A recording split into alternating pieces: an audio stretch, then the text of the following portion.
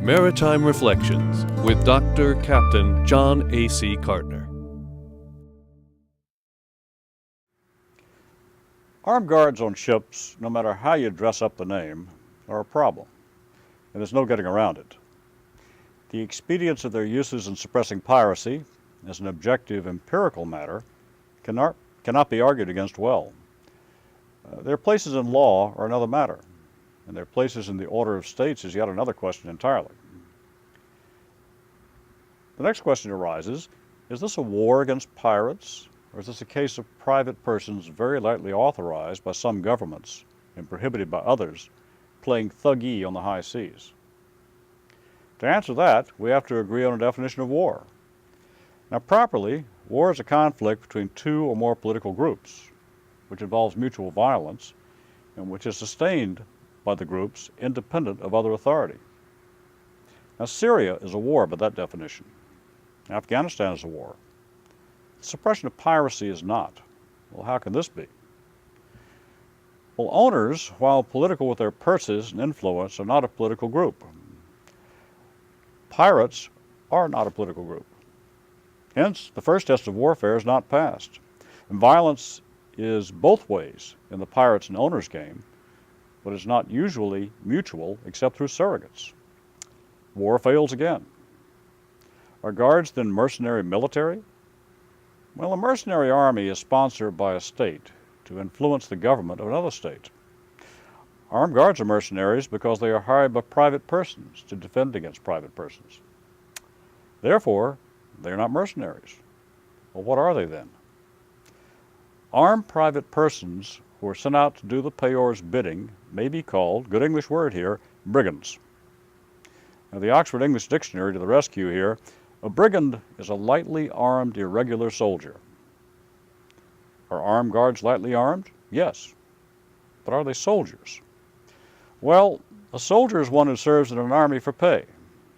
An armed guard serve in no organized army, which must be sponsored by a political group of some sort. Therefore, they're not soldiers in the regular sense. However, an irregular soldier is not a state or politically sponsored person. He is, in the Spanish term, a guerrilla, or guerrilla as we say, or one engaged in irregular warfare by small bodies of men and women, acting independently. Now, independently here means with no central political hierarchical control, although they may be acting under some sort of ideological control. Armed guards have no central political hierarchical control. They act as groups, independently. Therefore, an armed guard is, by this logic, a seagoing guerrilla. Who is this guerrilla or guerrilla fighting? Well, pirates, it is said. And what is a pirate? Well, back to the OED, a pirate is one who robs and plunders on the sea. And robbery and plundering are well known in old crimes. We're getting closer. An armed guard, then, is a privately funded, seagoing guerrilla who engages with light arms criminals at sea. Now let's think about that one. Is this not a lot like privateering? Well, no. This is because privateering requires a license from a state, a letter of marque, to seek out a political enemy of the state and to rob, plunder, and kill him at sea. But pirates have no letters of marque, and seagoing guerrillas have no letters of marque. And pirates are not state-sponsored, but are privately funded, just as seagoing guerrillas. Is there a difference? Well, it's hard to see one. Armed guards killing pirates are no different in these words than pirates, except in a degree of force and motive. Armed guards do not rob and plunder, so they have not committed these particular crimes usually. They can and do shoot pirates and kill them. Now that's a crime too, if done without a state license to kill. So are armed guards then seagoing guerrillas and criminals if they kill pirates? Is killing a person in commerce our best course of action? This becomes a horse of another color, for the simple reason that the flag state contract with the owner implicitly says that the flag state will protect the owner's interests in matters of state action. States have failed to do so for the most part. Even the vaunted UNAVFOR was put together more as a political gesture than to actively go forth and kill pirates for a living. So with that minor exception, we can put aside naval protection against pirates. Now, there have been reports of drone attacks against pirates too. However, they've not been well confirmed, so they can be discounted as ready and available remedies. Owners are then left to self-help. Hence, guerrillas at sea against plunderers and marauders. Is there not a better way? How slippery is this slope? I will not be the first to say that it is one of substantial concern. And how can this be? Is not the killing of a pirate morally correct? Morality and law differ here.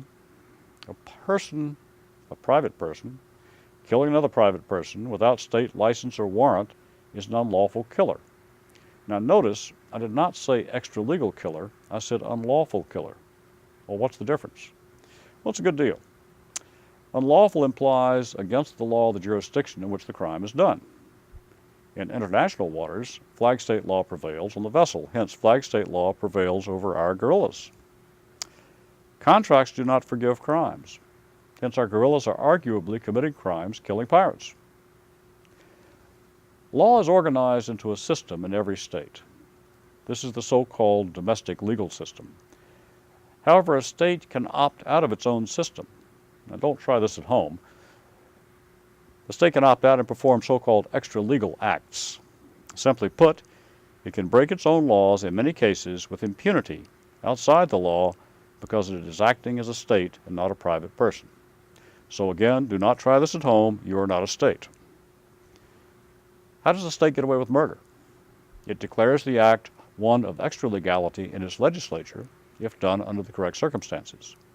Hence, with the stroke of the pen and a vote of a parliament, it is not a crime to commit a premeditated killing because the state can act outside its own legal system or extra-legally. Is it fair? Well, is life fair? Is it moral? Well, is life moral? Does it help our cause?